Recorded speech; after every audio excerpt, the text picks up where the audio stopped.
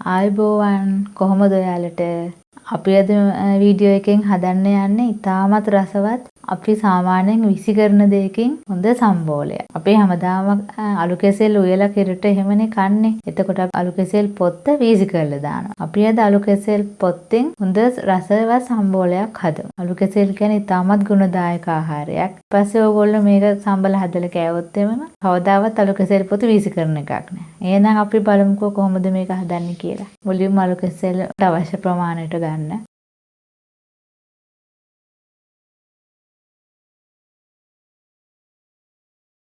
මුලින්ම භාජනයක් අරගෙන වතුර ටිකක් දාගන්න. ඊට පස්සේ ඒකට ලුණු සල්පයක් එකතු කරන්න.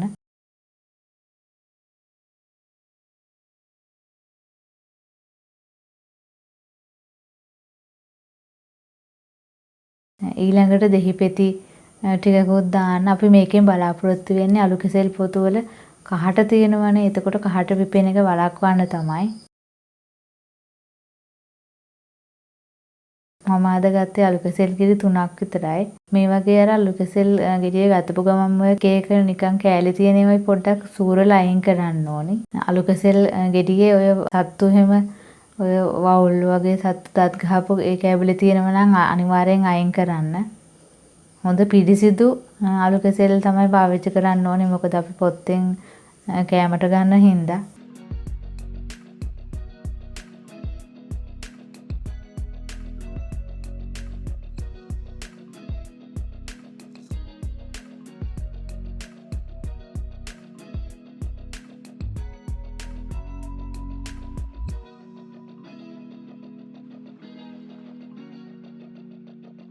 මම මේ අලු කෙසෙල් මද ටිකත් මේ විදියට කැපුවට මේකෙන් රසවත් කෑමක් හදන විදිය මම ඊළඟ වීඩියෝ එකකින් අරගෙන එන්නම්.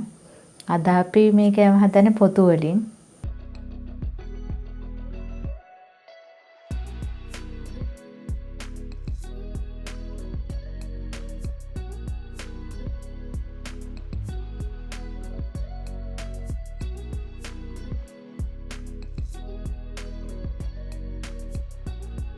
ඊළඟට අලු කෙසෙල් පොතු ටික හොඳට හීනි වෙන්න කපාගෙන නැවතත් අර අපි ලුණු සහ දෙහි යොදපු භාජනයටම දාගන්න ඕනේ. දැන් ඕගොල්ලන්ට පේන වෙත මේ අලු කෙසෙල් පොතු චූටි කැබලි ටික සුදු පාටට තියෙනවා. එහෙම නැත්නම් අපිට වෙන්නේ ඔක කහට ගතිය මේ හැදෙන එක. ඒ නිසා තමයි අපි ලුණු සහ දෙහි දැම්මේ. එතකොට ඉක්මනටම සුදු පාට කහට ගතිය විපෙන එක වළක්ව ගන්න. ඊළඟට හොඳට අර කහට යන්න හොඳට සෝදන්න ඕනේ. ඒත් එක්කම අරක අපි යොදපු දෙහි පෙත්ති ටිකත් අයින් කරන්න ඕනේ.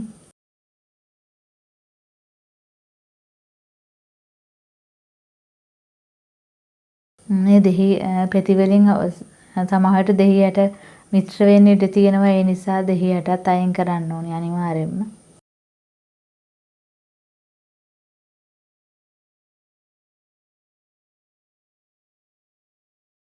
ඊළඟට අපි මේ කැබලි ටික හොඳට සෝදලා වතුර බේර ගන්න ඕනේ.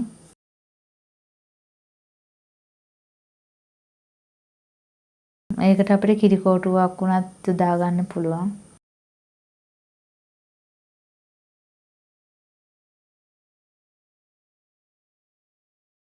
ඊළඟට හොඳට මේ විදිහට වතුර බේර ගන්න ඕනේ. ඊළඟට ඉක්මනටම අපි කහ සල්පයක්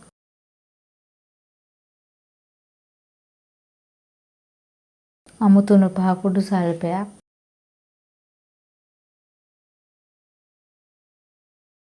ඊළඟට මිරිස් කුඩු සල්පයක් මේක ඉතින් ඕගොල්ලෝ සැරට කන්න කැමති නම් ගොඩක් දාන්න පුළුවන් අවශ්‍ය ප්‍රමාණයට.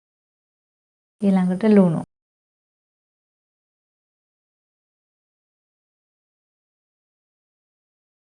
මම අද දර ලිපේ තමයි මේ සම්බෝලය හදන්නේ. වාදනයක් ලිපේ තියලා මම අද පොල් තෙල් තමයි පාවිච්චි කරන්නේ. අවශ්‍ය නම් එළවලු තෙල් උනත් පාවිච්චි කරන්න පුළුවන්.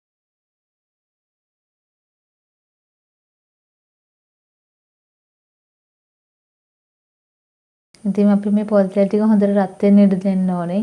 ඊට පස්සේ ලුණු කෑල්ලක් දාලා බලන්න හොඳට එකපාරටම උඩට එනවා නම් තෙල් ටික හොඳටම රත් වෙලා.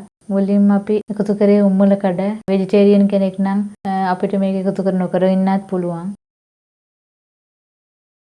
උම්මලකට දැම්මහම හොඳ රසයක් එනවා. නැත්නම් අපිට කරවල, හාල් මැස්සන්, එහෙම නැත්නම් කෝනිස්සු වගේ අවශ්‍ය ඕනෑම දේ එකතු කරගන්න පුළුවන්.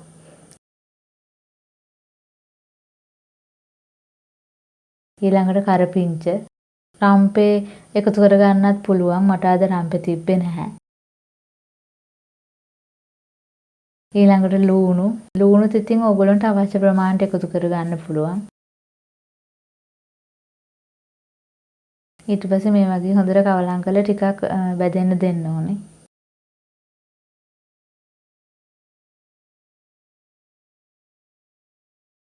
ඊළඟට අමු මිරිස්. අවශ්‍ය නම් ඕගොල්ලන්ට කොච්චි ඒ වගේ නයි මිරිස් වගේ දෙයක් උනත් එකතු කරන්න පුළුවන් කැමති. වැරිය සැරට ගන්න කැමති නැත්නම් අමු මිරිස් එකතු නොකර ඉන්නත් පුළුවන්.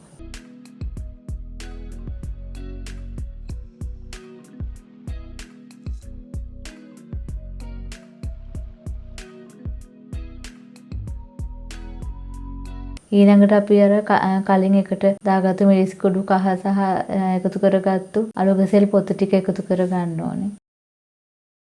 ඕගොල්ලොන්ට මෙතෙන්දී මිරිස් කුඩු වෙනුවට කෑලි මිරිස් තුනත් එකතු කරන්න පුළුවන්. මේ වගේ අපි හොඳට මිශ්‍ර කරගන්න ඕනේ. මේ වෙලේ ගින්දර හොඳට තියෙන්නත් ඕන.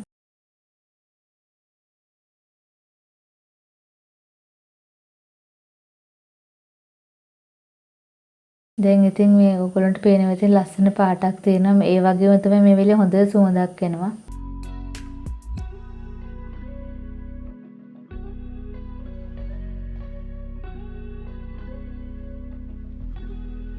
හොඳට තැම්බෙන මේ වගේ මිශ්‍ර කරන්න ඕන.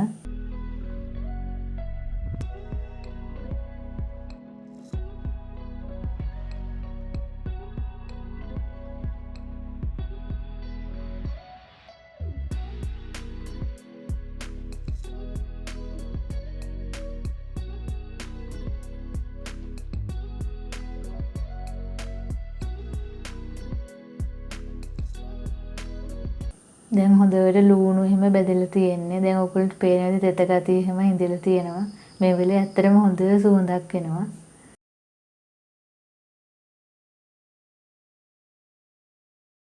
මේ වෙලේ තක්කාලි ටිකක් පොඩියට කපලා එකතු කරන්න ඕනේ. තක්කාලි කන්න අකමැති කෙනෙක් ඉන්නවා නම් අපිට නොදා වෙන්නත් පුළුවන්. දැන් ඕගොල්ලන්ට පේන විදිහට ගොඩාක් ලස්සනට තියෙනවා.